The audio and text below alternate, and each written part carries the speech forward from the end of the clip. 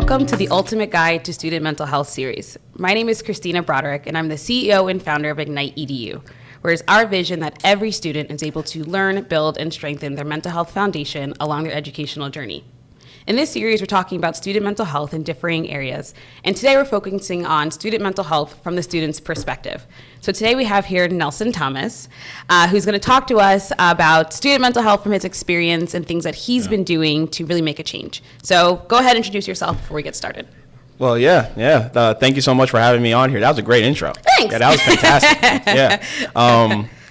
So my name is Nelson Thomas. I a recent graduate of the University of New Hampshire, co-founder of Ecotex, which is a company focused on creating increased opportunity through affordability by really democratizing the process and the ability for students to obtain the curriculums and the literatures they need to be the best they can be, no matter where the classroom may be. So co-founded that alongside some superstars when I was at the University of New Hampshire, and we're excited about the growth and the opportunities that are being presented here as we're really moving into a changing world of academia and the opportunity to really bring a lot of value to students across the country. So really that being the main focus, main goal of our company, really a mission-focused brand here. I can't wait until the end. We get to hear a little bit more about the progress you guys have been making and then ways that people can support you guys. Yeah, for sure. So before we dive into what's happening now with students and their mental health, talk to us about your experience, right? So what was it like for you growing up? What was it like for you in schools with mental health? What are some things that you experienced, things that you saw, just going from there? I really, kind of becoming a mental health advocate through my experiences as a student athlete. I had the opportunity to play football at the University of New Hampshire, which was a great experience, met so many great people along the way, and I really had a lot of fun doing it. But, as you go up in different levels of athletics, it becomes more and more trying for you as you're going along, just the ebbs and flows of the game that become natural. So, through that's really what started me really getting to understand, okay, what can I do to take care of myself when I'm not on the field or, when I'm dealing with these ebbs and flows that are natural with the game? How can I put myself in a prime position to best take care of myself ultimately? And I really lean back on this phrase, cultivating a toolbox of sorts. Like what things can I lean back on moments of stress and anxiety or uncertainty to give myself the ease of mind and just a momentary joy, whether in that period. And then you build those up brick by brick, and then all of a sudden now you're kind of past that momentary time in your life where then you feel better about what's happening. But so really just understanding and doing that self-development work has been so important to me. Really just getting to know yourself and getting to know what you enjoy, what makes you happy. So then, when you're in those moments, you know how to pull yourself out. Yeah. And it's hard, right? It's hard if you are, especially if you're like super young, right? So like elementary school, middle school, right? We've been playing sports our whole lives. I don't play as much anymore, but that's a different story. But even when you're younger, right, of trying to figure out what that's like for you, right? And feeling like you have to do that yourself, right? Like you don't have... Maybe you can always turn to your parents, right? It's not really talked about so much in school, which is a huge issue, which is why I do the work that I do. But I remember even me being a student athlete, like when I was younger, and having to face those kinds of like insecurities and like really getting caught in your head and high pressure moments, right? And then if you falter or something happens, like you just get yelled at. Yeah, exactly. Yeah. What's wrong with you, right? And then again, it's left up to you to figure it out. But I want you to go like back, right? So like thinking for you in like elementary school, middle school, what did mental health look like for you in that spaces or with like your peers and support and services and stuff like that? Yeah. I remember going back to that realm. I don't know if I really had the label for it at the time, about, okay, this is mental health, this is mental health advocacy, this is me taking care of myself in that capacity. I just remember having an urge, I guess, when in moments of frustration and sadness to be able to reach out and speak to people, right? And understanding at the time I didn't have a label, right? So it was like my support system. It was my parents. It was maybe my close friends, some of my friends that I'm still great friends with to this day. Your older cousins. My older cousins, exactly. People who I know I can trust and have my back to be able to speak to about whatever it is. And I know that's to this day, being now 23 years old, that's always helped me is being able to speak to people, having outlets, support, and trusting within the support system is something that I think is critical because then you're able to speak to people who have your back, who love you, who you can trust, and you can speak open and honestly about that. So I think even going really far back, that's where it really started for me is identifying that what kind of things are able to help me out, to help me Yeah. get through situations, and what kind of tactics can I lean on. And one of those things for me is really leaning on the support system and having people that really love and that I could trust to speak openly and honest about maybe what I'm going through. And that's something that's been pretty consistent. And that's what's, I think is such a key part of student mental health is when you're young is having that and feeling that you really can turn to those people. In this series, we'll talk about student mental health in the home, and we talk about how for parents, right, how can they become that person for their child? Yeah. But it's not always easy, right? Like my mom, I knew I probably could, but I never did. Yeah. Right? Yeah. Like, she was busy working, single mother, like, on and out. I got other things to worry about. Like, and no fault to her, because it was true, right? Like, she was busy trying to feed 3 mouths. Exactly. So I remember, I don't even think I had in elementary school or middle school a counselor or social worker, anybody. Yeah. And I remember having moments where I wanted someone to turn to. You don't know something. You're kind of feeling like, oh, I feel like I've just been so down. I feel like I'm in this funk. What is this? But where do you go? Especially back, when I was younger, we didn't have the internet like we do now. We didn't have, my mom had encyclopedias in the basement, but like, what am I looking up, right? Did you have that with like any of your peers, or did you notice any of your peers, even like high school, like struggling, or did you witness that in terms of your educational experience? No, I mean, in terms of people struggling and stuff, I've had friends of mine who passed from suicide, unfortunately, and that was, really came out of the blue and was very abrupt the way it kind of happened. And it just goes back to speak to the resources that are needed at such a young age, and the resources that should be placed in terms of establishing a system in these, especially these early developmental years, about what toolboxes, what skill sets can we apply to these students as they're becoming next generational leaders. And I think maybe when me and you were in middle school, it just wasn't as much of a conversation, unfortunately, right? It was kind of like a thing that it wasn't really spoken about as openly, mental health, and having these labels for it and having these understandings so we can, have names to attribute to these things so we can actually do the diligent work to fix them and eradicate them. And I think, as we're going along, and I was fortunate enough to go to pretty nice schools and stuff that had counseling services and put a little bit more of a precedent on it. So that was kind of my first introduction. But, in the grand scheme and generally speaking, I think it really goes back to placing resources there that students can really take advantage of, so they can, live up to their full potential and be able to feel open and honest about talking about these things. And if it's not necessarily somebody who's a skilled professional at it, it could be a friend, it could be, somebody who's maybe a mentor, or a teacher or something. I think people always need to be made alert of the different signs and signals that might be might be resulting in a kid who's isolating themselves or somebody who's going through something. And the importance of being proactive, because even if sometimes those resources are there, they're reserved for when you already have a problem. Then you can go see somebody, and then that's when you start learning about all this kind of stuff, right? But then it's like, well, why aren't we just doing this more proactively? This past week, so I run a student mental health course, so I work directly with students, and we talk about mental health, and we go through different things like mindset, resiliency, stress reduction, self-care, and we also talk about support and what support looks like, right? Destigmatizing therapy and resources on campus. But time and time again, I just hear students being so frustrated with the resources that are available, right? So then it's like, how do we help students hold their schools accountable? Because the resources that may be there are subpar, right? Or they were telling me that there's long wait times, or they can't get frequent services, or when they go and speak to somebody, they feel like they're being rushed, or they're getting treatment recommendations that are given to everybody no matter what, and they're like, well, why are you giving me, my friend, the same type of medication or same type of plan or whatever? Like, they're not really individualizing it. So it's definitely complex, and it's really heartbreaking, because I think when students, it's very powerful to say, I need help, right? To make the decision that says, I need help.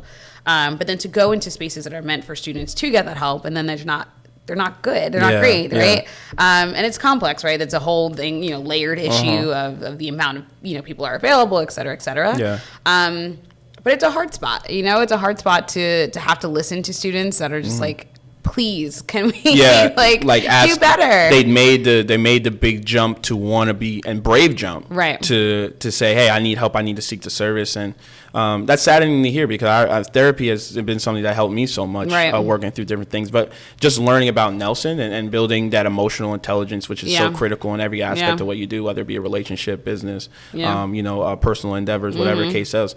Having emotional intelligence is such a skill that needs to be cultivated. So you control your emotions. Your emotions aren't in control of you. And so it's a little saddening to hear kind of those sentiments that you shared. And it is a layered and complex issue from a systemic understanding of like, okay, what's the best way we can treat so many students.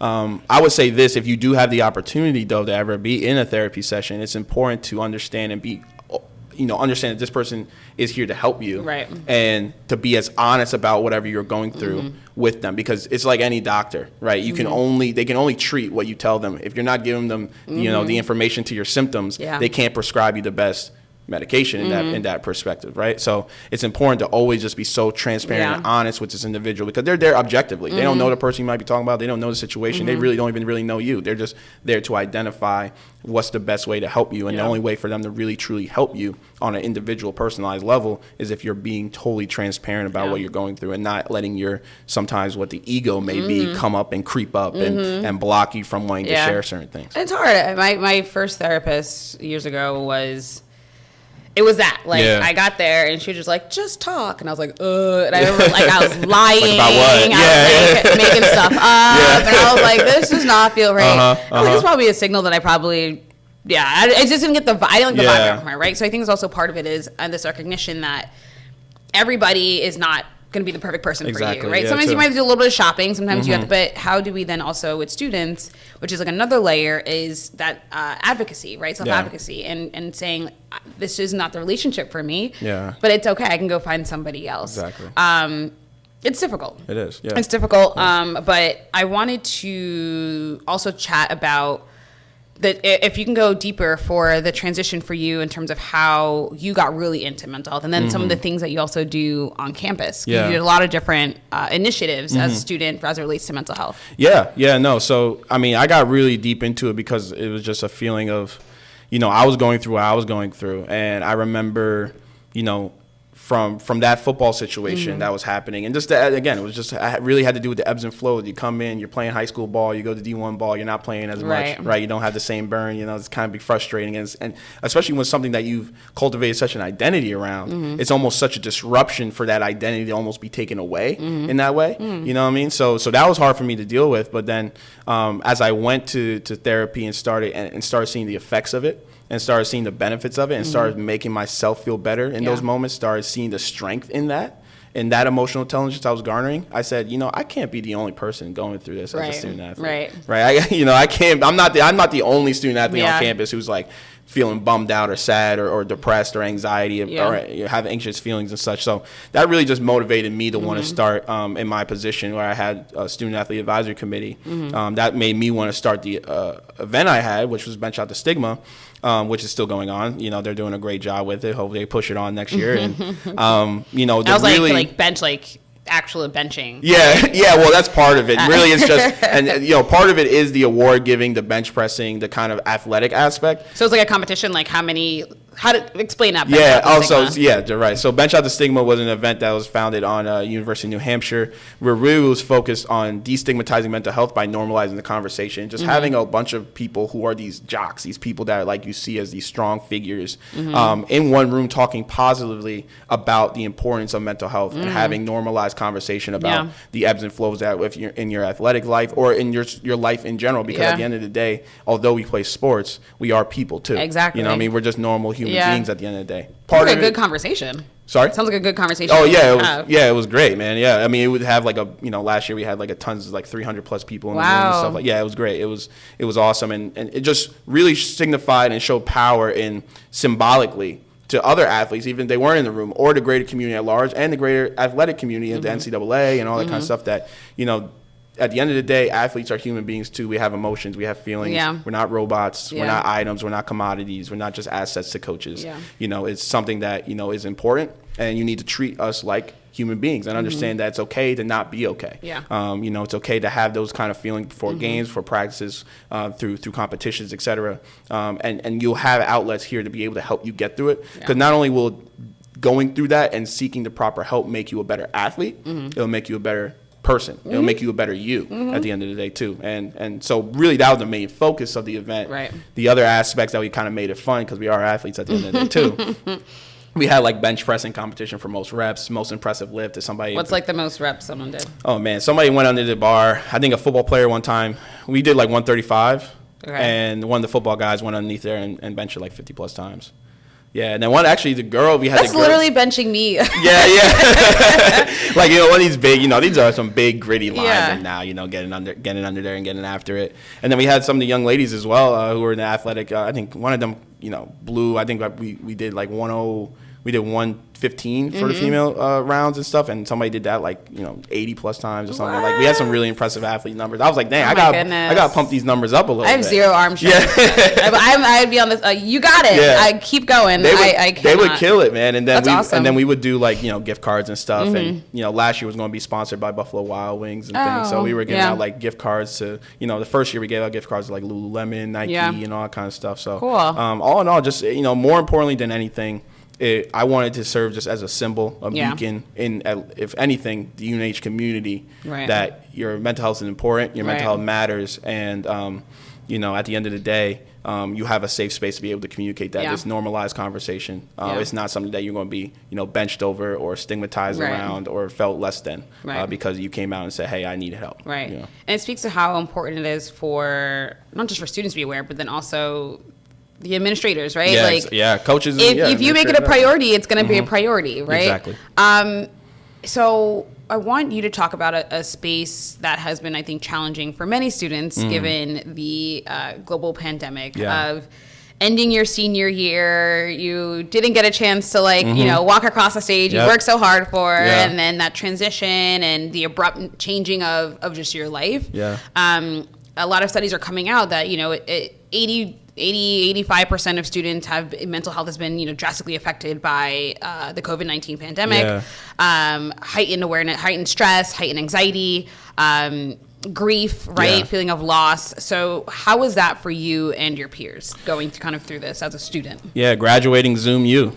That's what everybody, graduating Zoom U. It was wild. It was weird, more than anything. And it was like, you know, so anticlimactic. It was so it was difficult to deal. I mean, the part of the reason I stayed up in New Hampshire, I had my off-campus apartment. I stayed there all through July. Mainly because I was like, well, shoot. I mean, when college is over, it's over, and you know, I want to soak up everything left I got in this experience. So it's definitely an unfortunate thing and very hard to deal with because you kind of work looking forward to that graduation day, looking forward to family coming up. And, you know, I went to everybody else's grad. I'm like the last one to graduate too out of everybody. And it was so in that way, it's just kind of one of those things that it just sucks, and there's really nothing you can do about it. It just like sucks, and really just in that way. Focusing and going back to this a little bit is focusing on what you can control. I can't control that. You know, it's part of course. You know, it's part of life, and ultimately we're all kind of in the same boat, dealing with COVID in many different ways, and having perspective too. Because although in those moments, I was so bummed out about the fact I didn't graduate and that I had to look at a computer screen and see my president just acknowledge the fact that today would have been a nice day if not for COVID. But at the end of the day, too, there's people who have lost very close loved ones, people who lost mothers, daughters, aunts, you know, brothers, et cetera. And, you know, I'm fortunate enough to say I graduated from college. I'm fortunate enough to say I'm doing something in Ecotech and you know, building up a company. And I'm fortunate enough to say I have a home to go back to. Then nobody in my house is sick or anything like that. So also, you know, although in the moment, it can be like, dang, this is terrible. But trying to hold on to the level of perspective, too, as well about how bad your situation is and that it could always be worse. That's while we recognize that it's hard to do, right? We also can recognize that there are alternatives, right, to kind of help pull us out of that space. So one thing we also talk about in this series is the difference with mental health and boys/men. Because it's just very interesting how it's just something that men just don't really talk about, don't attend to, right? And we can talk a little bit maybe about like toxic masculinity. Yeah. But even when I do my course, right, out of the 40 plus past and current students, there's been one boy, one male. I've spoken to directors who sign students up, and you know, when I do professional development and I kind of talk about this stuff, they're like, you're right. Even for us, like when we think of who to enroll, their brains go to girls, right? They're like, we don't even, and it's like how ingrained that bias is sometimes, right? So have you noticed as a young man, what that has been like for you growing up? Did you experience or hear certain things that were said about like, you know, being a man and not in fear, or don't being in touch with your emotions and having to like break that down? Like, what was that like? Man, I play football, Chris. Other things yelled on the football you know field, what I'm saying? Like, you know, talk about a sport. I mean, I don't think there is a sport that's more hyper masculine than football, American football. And to kind of touch on that point of toxic masculinity, there was this notion, this kind of barrier put up that you have to deal and bear alone certain pressures and things as that's just part of being a man. You know, that's part of being an adult, right? And it's your responsibility to kind of deal with that and not burden other people. You're supposed to be the one out there doing the work, doing the goods, and not focused on necessarily how you feel. I mean, who cares how you feel about it? You know what I mean? So those things, especially, I mean, when you look at football, are always communicated, by nature of the game. I mean, by nature of the game is hyper competitive, hyper masculine. It's just hyper violent and physical. And you've been playing since you were what? Like? I've been playing since I was 10 years old. So I was 10 years old when I started. But you know, it's in that way it's changing. But yeah, it's relieving when you kind of step away a little bit and are able to shed those kind of social constructs. Because at the end of the day, they're really social constructs, right? Like, who made that up? You know what I mean? That was kind of just built over time to become a social truth. But at the end of the day, no one necessarily, it's not stamped in any documentation that a man can't go to therapy, a man can't be a mental health advocate, a man can't take care of themselves emotionally or even physically. Like, come on, go get your toes done, bro. Like, get your nails done. Take care of yourself. Wash your face. Take a bath. My boyfriend for a pedicure. You know what I mean? Come on, get a pedicure. Come on, like, do things that make you feel good. Why would you, in general, like, why would you hinder yourself from doing something that make you feel good? Why? Because it's not quote unquote for you, or quote unquote for what men do, or it's feminine. Come on, man. I mean, I think one of the things is you want to exude confidence. That's manly, right? That's masculine. And at the end of the day, it's a short life. You got to do what makes you happy, what things you find joy in doing, and kind of shed these kind of necessarily these pressures and societal constructs and social constructs that are really, when you boil it all down, it's kind of made up. It's kind of fabricated. It's just kind of there, and we've just come to accept it as truth. But you know, when you shed yourself from necessarily putting all that burden on yourself or having to be this overarchingly quote unquote masculine figure, you find that it's just you know, such a relief. And sometimes how there's like this weird, I don't know if it's like a duality or just like how it contradicts itself. Maybe that's probably better. Do you know Brene Brown? She's a shame and like vulnerability researcher. She has a really good like episode on Netflix. She has a podcast, books, all this kind of stuff. She's really amazing. And she, again, talks about shame and vulnerability. And she just kind of talks about how with men, we want them to be courageous and strong and brave. But is that not what being vulnerable is?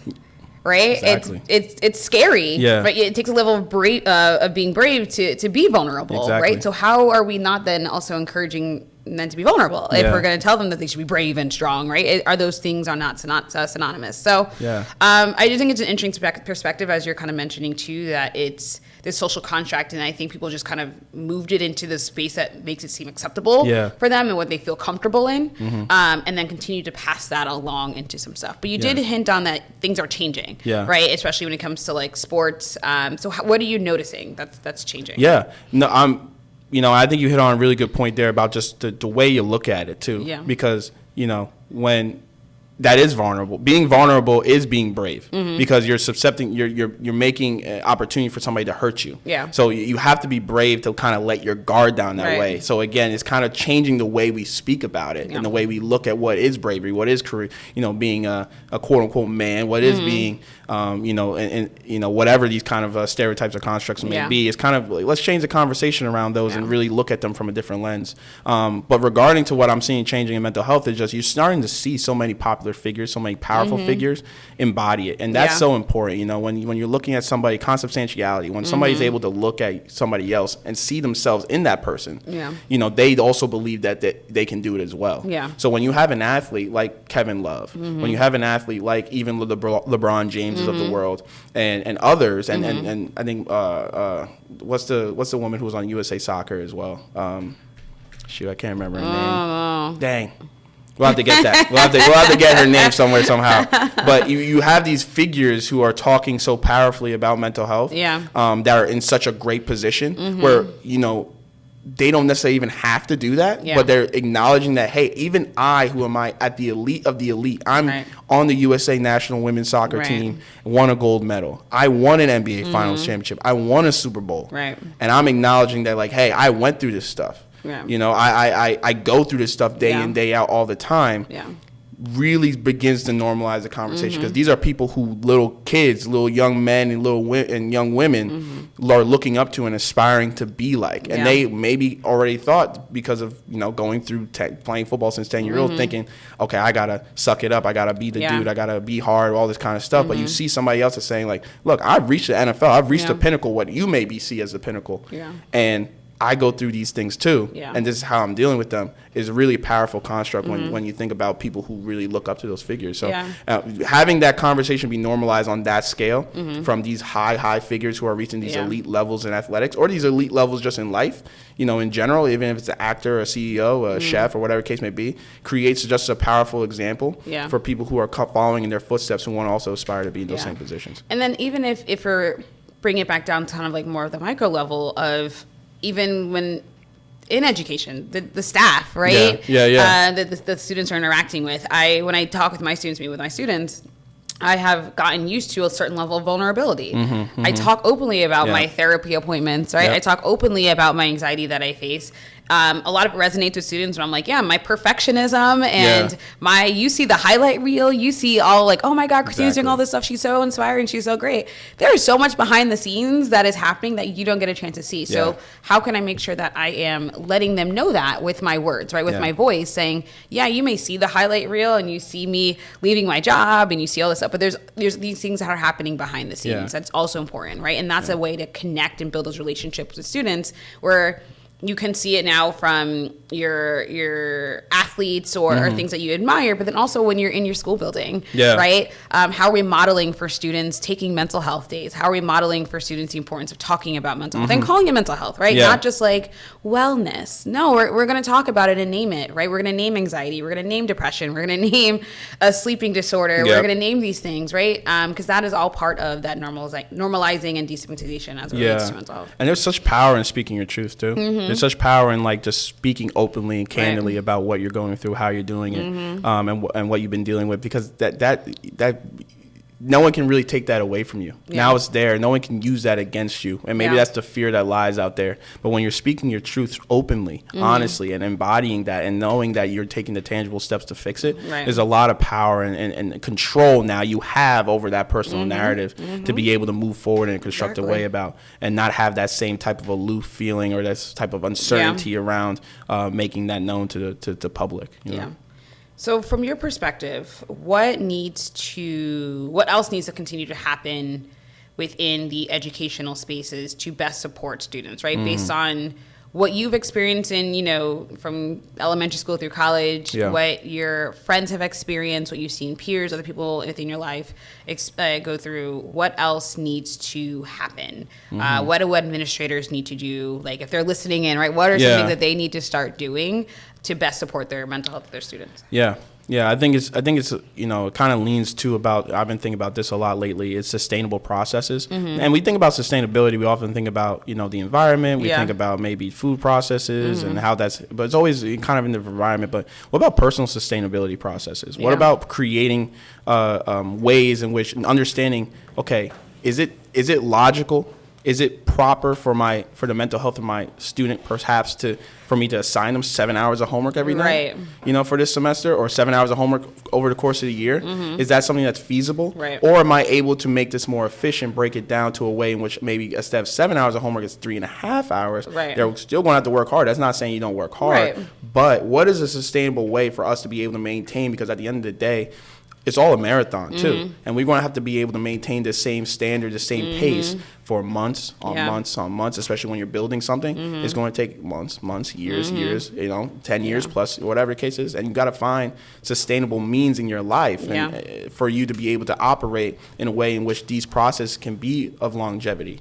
So for an administrator standpoint, it's about, okay, am I designing my curriculums? Am I designing my classroom structures and my teachings to my students in a way in which is sustainable to them, in a way in which they can be optimally engaged in the literatures, in the curriculums, in what I'm trying to teach them for that moment, and then give them the ability to rest, recover, just like any other athlete kind of thinking about as an athlete, give them the time for their brain to rest, recover, and be prepared for the next push of 3, whatever the case may be for that, and creating sustainable ways for them to learn and be educated in the classroom, both when they're inside or wherever the classroom may be. So I think really educators thinking about their curriculums and how is this a sustainable process from a mental health standpoint, or am I overburdening my students so much that they're just going to be burnt out by week 3 of the semester? Meanwhile, we got 3 months left in the semester. They're going to be checked out. They're not really getting anything out of this. At that point, they're just trying to survive. They're in their brain has entered total survival mode versus curiosity and versus optimal learning phases that their brain can activate. They've moved from that place to just, I'm just trying to survive this course. I'm just trying to get through. I'm just trying to get by. If they even make it, or if some of them drop out the class, some of them drop out of school. Right, 64% of students that drop out of school is due to mental health reasons. Yeah, exactly. So it's like, as a student, as an educator, as a curriculum builder, as an administrator, am I building sustainable processes for my constituents that allows them to be the best student they can be from the first day of class to the last day of class? Yeah, I think that sums it up beautifully, right? I was meeting with a bunch of educators yesterday, and that was a big focus, right? How can they build mental health strategy, skills, questioning, awareness into what they're already doing, right? Instead of having it be in silos or something separate, right? Oh, let's bring in the social work, let's bring in whatever, do something, a workshop or something, and then we're back to square one and they're doing all these other things, right? How can you build it in to what you're already doing for that sustainability purposes, right? And making students aware as to why you're doing those kinds of things so that they can recognize it too. Because it's so heartbreaking, me seeing 8th graders, 7th graders breaking down because they are just burnt out. And I'm like, you are 13, right? And that's really not fair. And I've seen it up to the college students, right? It's just it's not fair. It's not fair. And we don't teach them what to do. We just say, figure it out. Oh, you have a lot of homework? Let's figure it out. And they're figuring it out in my office in tears. Exactly. Exactly. So how are we really taking the time to be intentional of, as you're saying, building it into the curriculums, because we have to teach them these things. That's why it's we're teaching them everything else. Why are we not teaching all students this kind of stuff, right? How are we not teaching them balance? How are we not teaching them self-care practices? How are we not teaching them the importance of checking in with themselves, right? And how to check in with others. It all has to be taught. We don't we're not born with it, right? It has to be taught. And I think the way our society is set up doesn't make it so easy, but we can start making those shifts and start making those changes. No, you're 100% right. And sometimes too, it's about understanding this might be a push period. So, there might be a moment where it's sustainable. And then there might be a period where, okay, we got to get after for, 7 hours, or the case may be, plus a night with homework. Let's put that in there. Let's have it labeled out and say big push period right here. So your students even have the time to prepare mental preparation to say, okay, I'm going to go through a big period right now. I remember that's what they used to do for some of the labeling in the football, right? And for training camp, whatever, we would have practice, but you would know 3 days before, okay, I have a 2-a-day coming up. You know what I mean? Or Right. I got a big day coming up in terms of field work. Yeah. I got to get done. So I'm preparing for that physical day that I'm going to have that's going to be exhausting. But then also maybe if you have that push period labeled in your curriculum, then prior to, you reduce it down. You take maybe it's 3.5 hours. You reduce your students down for that week to an hour, 2 hours worth of work, because you know the next couple weeks they're going to be doing 7 push period hours of work and stuff like that. Right. And that's applicable to sports. That's applicable to the classroom. That's applicable to companies. Right. Not burning out your workers, not burning out your staff, not burning out your constituents. Any type of organizational structure. Right. How are we building sustainable processes that give your constituents the opportunity to be the best they can be from the first day to the last day? Yeah. What advice do you have for students? If there's a student listening in and they want to know more about mental health, or they feel like maybe they're struggling, they feel alone, what advice do you have for students? Yeah, man. I would say from a student's perspective that it gets better. Okay. That, from a mental health standpoint, I'm kind of thinking about a student who might be thinking through something and might be struggling with something, that it's never as bad as maybe you think it is. And sometimes we create these, and the mind is so powerful in this way. It's powerful in many ways, but it's powerful in the way in which sometimes we unknowingly convince ourselves of certain realities, convince ourselves of certain narratives about ourselves, about the outward perception of ourselves that aren't quite necessarily always on point. Yeah. And that's why I think it's so important to speak it. Speak it out. Speak it to others. Speak it to people who love you. Speak it objectively to somebody who knows nothing about you or the situation and give you concrete understanding about where you are and how on meter or off meter you are in terms of what you're thinking. I think sometimes too much is done internally, too much thinking and processing is done internally, and then unfortunately that then exudes itself in ways in which, outbursts, in random, breakdowns, and all of a sudden this monologue, internal monologue, sometimes negative internal monologue, is then brought to truth because of the actions that then represent that internal monologue, but it was never spoken and it had the opportunity to be corrected, maybe for where it doesn't align, where maybe that's a misconception or maybe something that's not as accurate as maybe you're building it up to be. So I'm really thinking about a younger student too when I'm talking about this, a high school student, a middle school student, that at the time period, whatever you may be going through or feeling like you're going through, find somebody that you can speak to about it and remember that it always gets better. It's a long, long life. I'm 23 years old. You're so old, oh my God. I'm 23 years old, but like I'm nowhere near even getting started. Because the thing is, we have a long existence. It's a long runway. It's a marathon of a life. You have ample time for whatever you're going through right now to recover and fix and build it back. So it's never keeping that perspective of timeline, that I have a long life to live and that I'm so young that no matter even what happens to me at 15, 16, 17, 23, what's that really going to mean when I'm 35, 40, 50. The sooner you can get help, the better. Exactly. And you don't have to wait until you're in crisis to get help. You don't have to wait. And this conversation not is only applicable to somebody who is in crisis or quote unquote crisis. This conversation is applicable to anybody who's a walking, breathing human being. And kind of what you said, being proactive, being proactive, Jesus. Being proactive about it, and starting to think about, okay, understand, because it's an inevitable part of our existence that we're going to be going through something eventually, being proactive, by the way, okay, I know at some point I'm going to be faced with some type of anxiety, maybe some type of depression, maybe some type of feelings of loneliness or lack of optimism. What can I build now and understand about myself to be able to pull myself out of that situation brick by brick? A student once asked me, when's the best time, or when it's time for you to go to therapy? And I said, whenever you feel ready. Exactly. Yeah, no, that's whenever you feel ready. That's really good. All right, so talk to us about Ecotext. Dive in. How'd you guys get started? Where you're at now, and then how can listeners support you? What does support look like, et cetera? So Ecotext was a company founded by a couple gritty and ambitious college students who really wanted to figure out a solution to obtaining the necessary learning materials for their classes. And it really started with our CEO, Joel Kunku, who was an engineering student at the University of New Hampshire, who engineering books, as we know, are so expensive. Yeah. And I don't know that, but I can. yeah. I mean, but regardless, books are expensive in general. College books are crazy. And it was, a means of finding a better solution to getting those books. And through that thread, that unfortunately not uncommon story of having to pay these exuberant prices for their college textbooks. I remember going into the first day from my class. I think I had a Spanish class or so my freshman year. And I walked into the bookstore, excited to get started.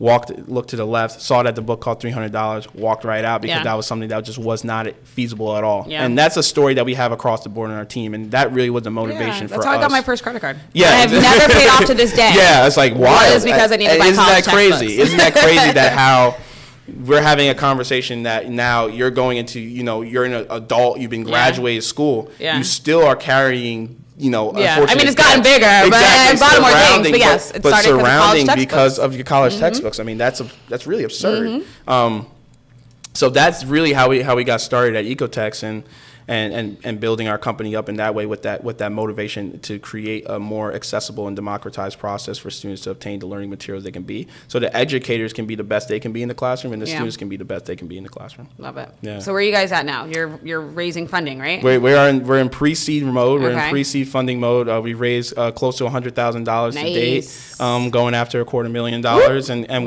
we're in a stage where we're going to market with new technology, this ultimate collaborative learning tool in a way which really brings optimized learning processes to the classroom, really hits on all the ways students are able to best learn, whether it be through in-person lectures, whether it be through speaking to one another right within the margins of the text, whether it be through isolated, whether it be through speaking and talking with their professor late night.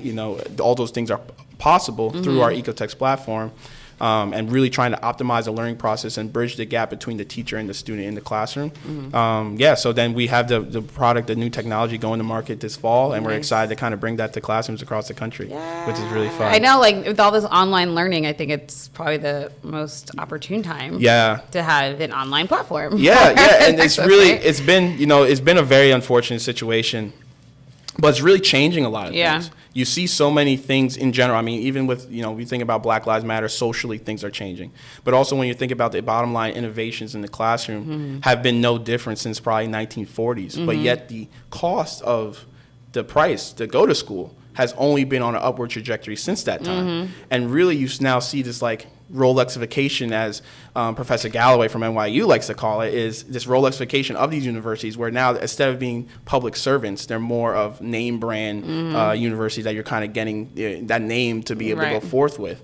So, in that way, I think a lot of it is changing because now that tide is changing both from a student perspective, demanding the fact that I'm not paying these $300 textbook prices anymore, but then also teachers being in a position and universities being in a position now where I have to figure out how to best create and maintain my name brand standard of education if my students are on campus or off campus. It's creating a lot of opportunity for companies like ours to be able to be an aid to these institutional partners and the students and bring those two worlds together to create a holistic learning process. So how can people support you guys, and where can they find you? Yeah, so you can find us at Ecotext, ECOTEXT.co, and just peruse through our website, see what we're all about, see the, kind of all the ins and outs and learn more about the company. We are currently in an equity crowdfunding stage. Equity crowdfunding being that the public has the opportunity to buy into our company at a low minimum, as little as $100. They can buy shares in Ecotex and help us build our company in a way and really channel, a lot of the funding is going towards optimizing our technology and creating the best platform for the students. You can find that at netcapital.com. That's where our listing is, and I'm sure we'll have some more information there for people to reach that. And again, you can buy into the company for as low as $100 to help support us, and you get shares back in the company. So then now it becomes mutually beneficial. Our growth equals your growth from a monetary standpoint, and then also from just a good deed standpoint, creating a more holistic learning process and really a mission focused company and brand that we are at Ecotex to really optimize the learning process for students across the country. So we're really excited about that. And if there's any professors out there who want to know more about Ecotex and know more about what we do, again, you can reach us at www.ecotext.co to learn more, and we'll be right in contact because we look forward to helping you in your classrooms and helping you in your curriculum needs. Yeah. Well, thank you so much for being here. I think this was an amazing conversation. As the crux of the business is about student mental health, and it's all been driven by the feedback that I've gotten from students and my work with students. So I thank you for being here, and I'm excited for what's to come for Ecotext. Yeah. And I hope that you guys are able to make it to your $250,000. Yeah. But also wish you the best as you are entering adulthood. Yeah. My No. baby cousin. It is. It's a daunting. It's kind of crazy to think that I'm an adult now. I guess people are calling me adult. Even I have like teachers that's like, no, call me by my first name. I'm like, that's a little weird. I know. I'm not sure yet. You know what I mean? Yeah. It's fun though, and it's exciting to be a part of this world of entrepreneurship. Like, I'm sure we all it's in the blood, so to speak, and be able to build something that not only has the ability to help a lot of people, but do right by yourself in the process. Really holding on to this ideology of conscious capitalism, that building innovations and driven focused businesses that provide value to the world. I think there's a lot of power in that, and I look forward to being a main staple in that for a future to come. Same. Yeah. All right, thanks again. Yeah, thank you, man. Appreciate you having me.